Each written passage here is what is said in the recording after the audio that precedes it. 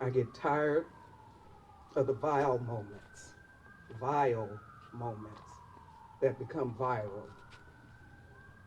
Like I said, it's a complicated relationship. I had many questions. Am I my brother's and my sister's keeper? Why do we keep ending up here? Why have we been in constant struggle to close the various gaps we have spent centuries and generations talking about? Why can't I get the look on the officer's face as he crushed the life out of George Floyd? I can't get that picture out of my head. Why can't we just admit or agree racism is at the core of all this? Like other moments of reflection during times like these, I concluded that our inability or unwillingness to acknowledge racism and the effects of it are at the heart of many of our problems. We need to change that.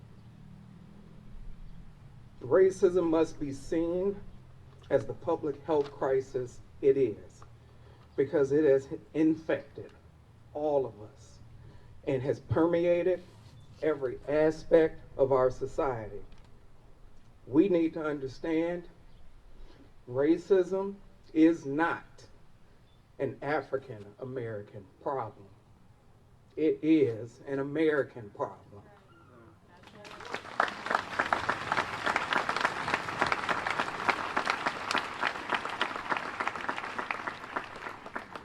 All of us have work to do if we want to make progress and effect real, long-lasting change. Maybe it would help if we think of racism like a virus. The effect of racism has affected our ability to see the humanity in others and empathize for others. As a result, it is too often displayed in the policies and practices that shape all of our lives. Some folks are asymptomatic, but trust me, they are spreading this virus.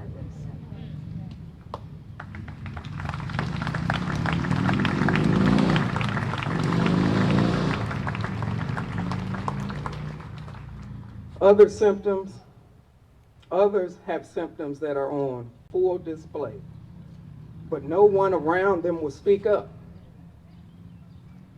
to that person or to help others that will be harmed.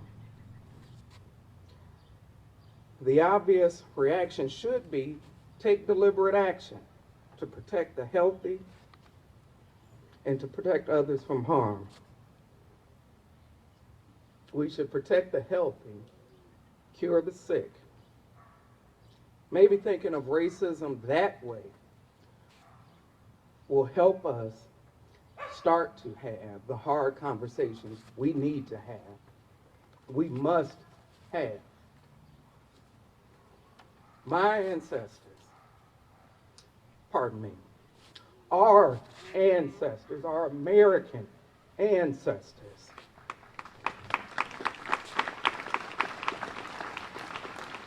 could have easily chosen to accept what appeared to be a hopeless situation.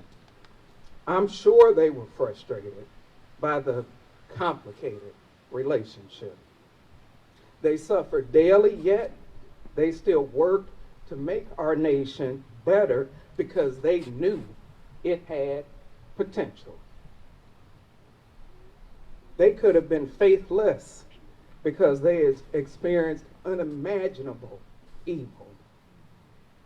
They endured the shackles of slavery, walked the trail of tears, and endured the daily assault to their souls by Jim Crow. Yet somehow they remain hopeful when they could have understandably been hopeless.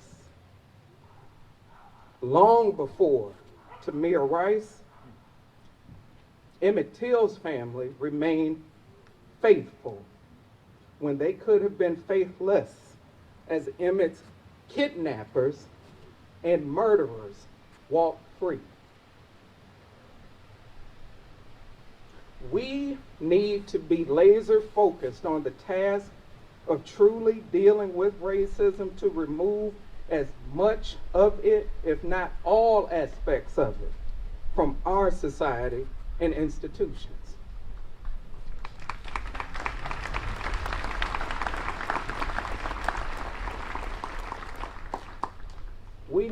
We need to start the change we talk about by talking about it honestly, be comfortable with being uncomfortable. We must all be anti-racist in our words and back it up with our actions.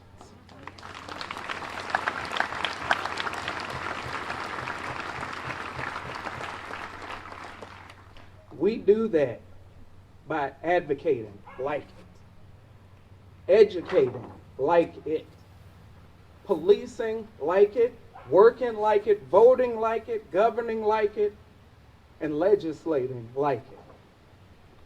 We must allow ourselves to live our lives like a Venn diagram of sorts, where being anti-racist touches every aspect, every part of our individual lives so that we can touch others.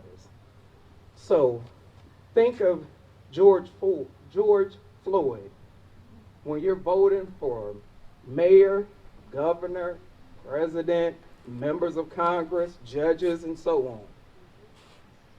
Think of Breonna Taylor when you look to hire your next president of your union, superintendent, staff members, so on. Think of Trayvon Martin when you get that postcard to go serve on jury duty.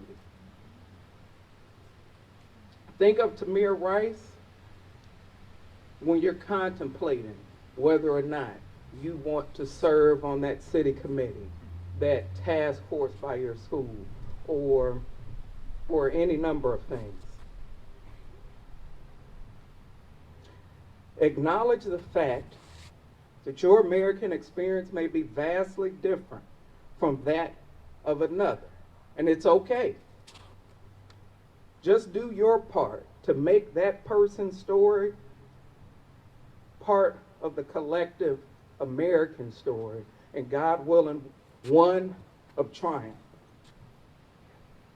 We should all stand here with faith and hope that we can do better, because we must.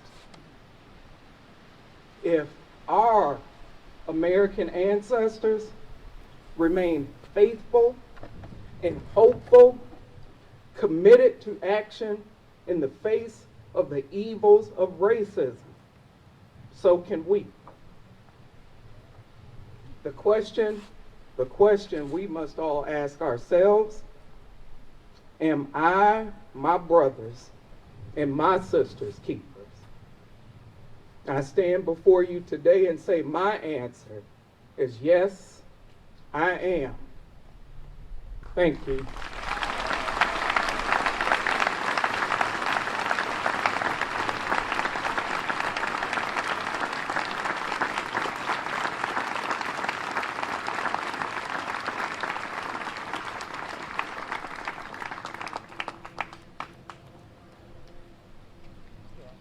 Thank you, Carmela, for your words. Thank you. Our next speaker, by the way, it looks like we're all honoring social distance guidelines. Forgot to say that, but just try and keep your distance if you can. So thank you.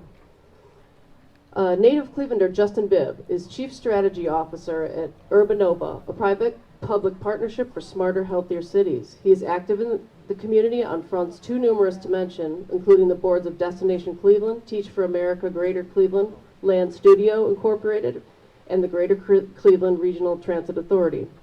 Common to all his activities are the goals to eradicate structural racism across the nation and to teach cities to use technology for equity and urban change. Justin received his JD and MBA from Case Western Reserve University, a BA in Urban Studies from American University, and a general course degree from the London School of Economics. Please welcome Justin Bibb.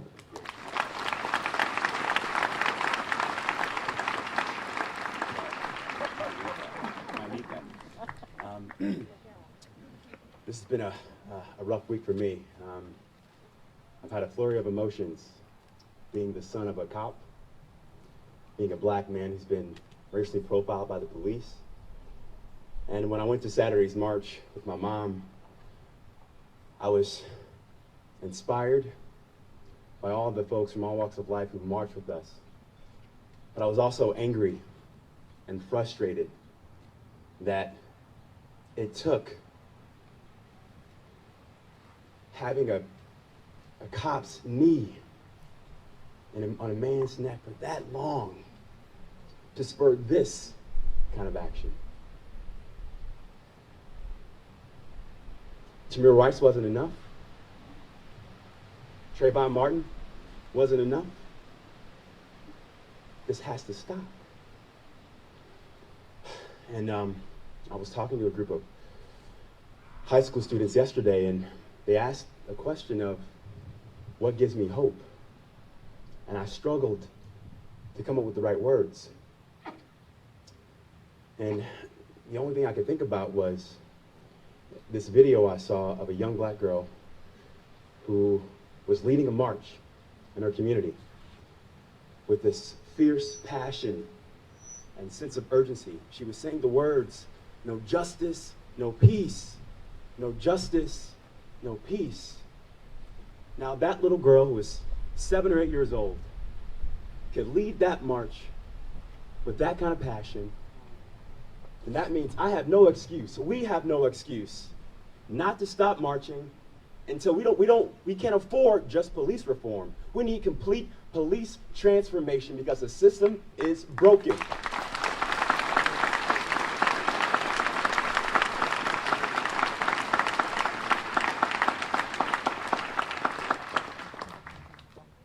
And so in this moment, we have to realize that, as Dr. King said, now is the time. Because I have George Floyd's daughter on my mind. I got Sabrina Fulton's life on my mind. If I'm blessed to have kids one day, I have them on my mind. Now is the time. We can't afford to miss this moment. And when folks say, is this going to be enough? Well, if it's not enough, we got to keep marching. We got to keep voting our conscience to ensure that we elect members of Congress. The next president must enact structural reform to our police systems across this country. We have to hold our members of city council accountable, our mayors accountable, our police unions accountable. That responsibility is up to all of us, because now is the time. We cannot afford to wait. And so we have to confront racism at our dinner tables, speak up in our boardrooms, especially for our white allies, speak up in our boardrooms. Because if you're comfortable, that means you're not doing enough. So that's the call to action from today. Thank you. Let's rally together and keep up the fight. God bless.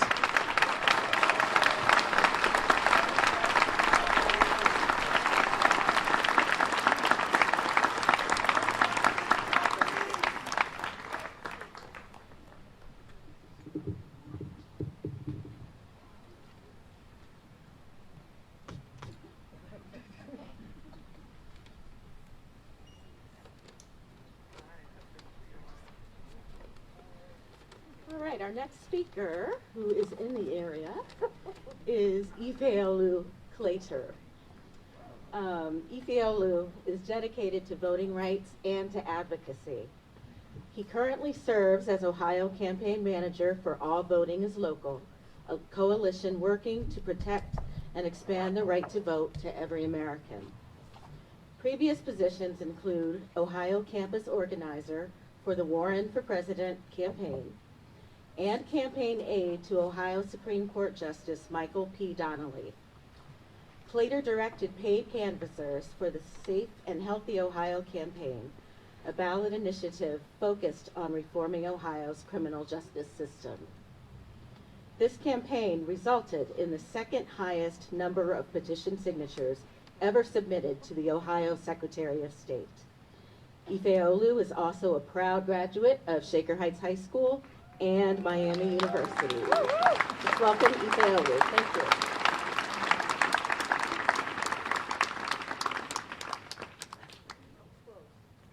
He's close. So I'm going to go ahead and introduce. He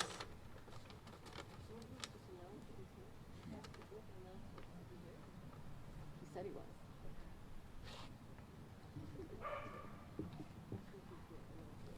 If you're here, could you come to the front? Has anybody seen him? I know he texted me that he was walking up, so, okay. All right, well, we'll move on. Our next speaker is Aisha Bell Hardaway. Aisha Bell Hardaway is an assistant professor and director of the Social Justice Law Center at Case Western Reserve University School of Law. Her specialties include criminal law, labor, the 13th Amendment and peonage, race and the law, reparations, consent decrees, police reform, and civil rights. Before joining the law school faculty, Hardaway practiced at Tucker Ellis and served as assistant prosecuting attorney for Cuyahoga County. An alumna of Shaker Heights High School, Hardaway also serves as vice president of the Shaker Heights School Board. She is the mother of 2 Shaker Heights High School graduates. Let's welcome Aisha Bell Hardaway.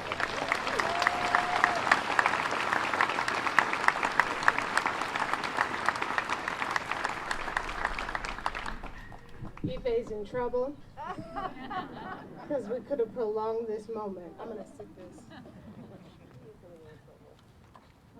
this there. And I, like my sister Carmela, I did take the time to write this down simply because I want to try to. Do I see him? Oh, I saw people walking. Okay.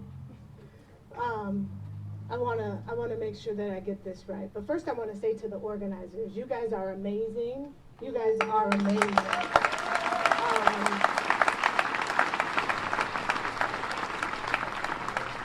When I was asked to do this, I didn't really ask any questions like, will there be a microphone, knowing that I have a little pipsqueak of a voice.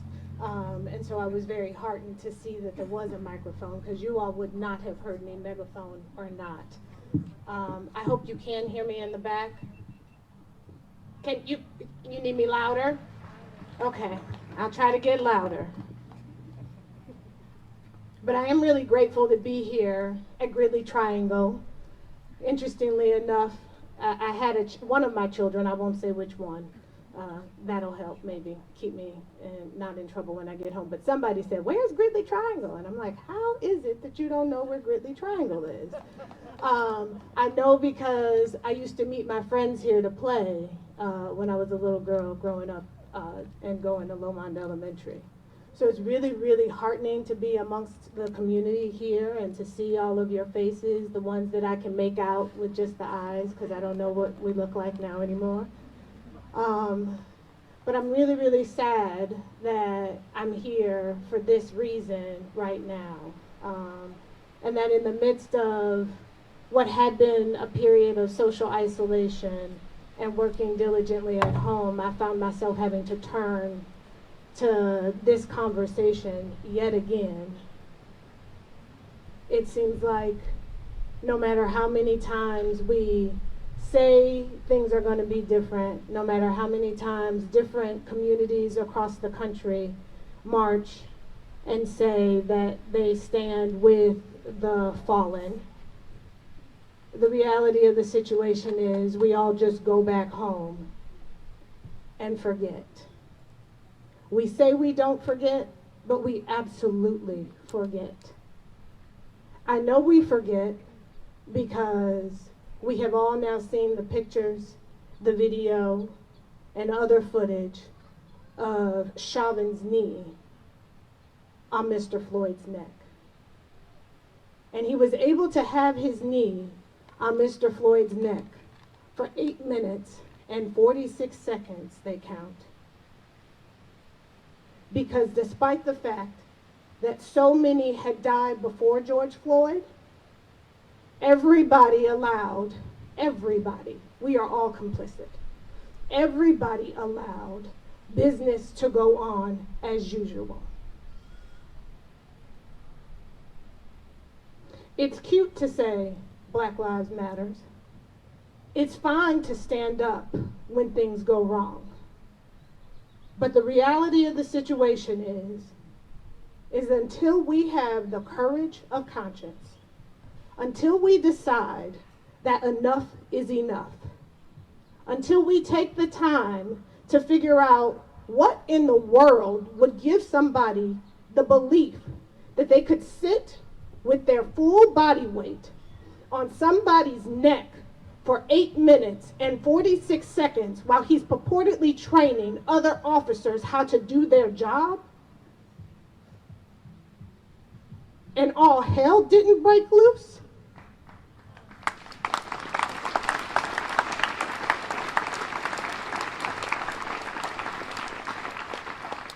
That's what we allow. That's what we allow. And you all may be wondering, that's Minneapolis. That's the city of Cleveland. We live in idyllic Shaker Heights. Surely the black people who have reached our borders somehow have found safe harbor. For those of you who are wondering whether or not that's true, please allow me to tell you that at least for me and mine, it is not.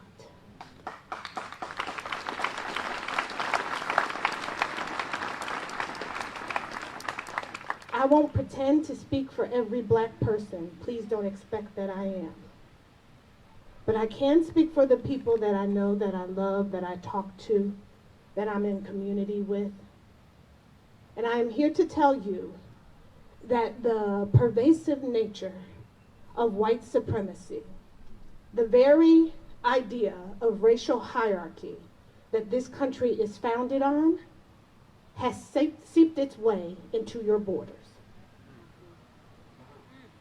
It is here. It is alive. It is alive when the police are allowed to stop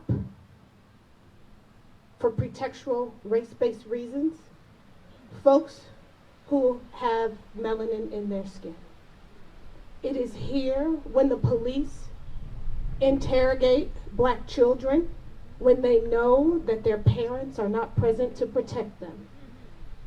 It is here in our schools when we decide that it is more important for us to have honors and advanced and all these other accolades. We want to tout being an integrated community while we quietly allow every institution, our schools, our sports, our neighborhoods to not be integrated.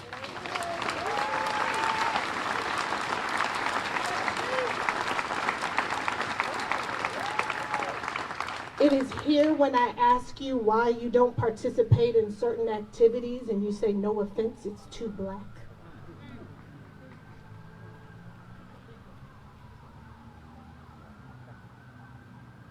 And so I ask you guys, honestly and truthfully,